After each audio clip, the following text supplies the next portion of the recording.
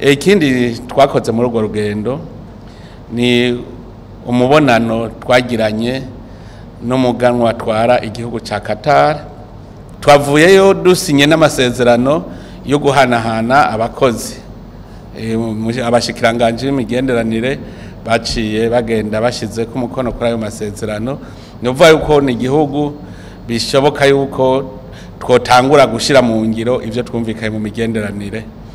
Twaraganiriye rero n'ikibazo kijanye n'amahoro mu karere. Ni igihugu gishaka gufasha cyane kugira ngo igihugu ca Republika Demokratike ya Kongo gishobore naco kuronka amahoro. Rero nka je nkurongoye umuryango w'ibihugu byo muri Afrika buseruko, twaraganiriye ingene vyifashe nico bokora, tukaba narosa kayo kumubwira yuko yo ducikira cyane mu gushigikira zijya ngabo z'ibihugu byo mu karere zisanzwe ziri kugarukana amahoro n'umutekano muri ico gihugu.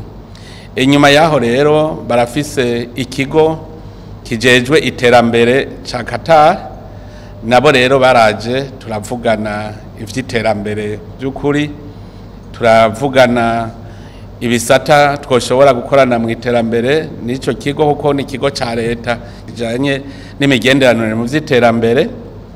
Bakaba rero abo baciye bobo dupfundika yuko mu minsi ya vuba borungika umugwi ucukorana n'umugwi wo ngaha mu Burundi kugira ngo dushire mu ngiro ivyo twashoboye kumvikana mu bijanye n'imigenderanire. Cyane cyane twarumvise yuko boshimikira cyane ku bijanye n'amagara y'abantu, ibijanye n'uburimyi n'ubworozi, ibijanye n'inyigisho mu mashure, hamwe n'ibijanye n'inyubako rusangi.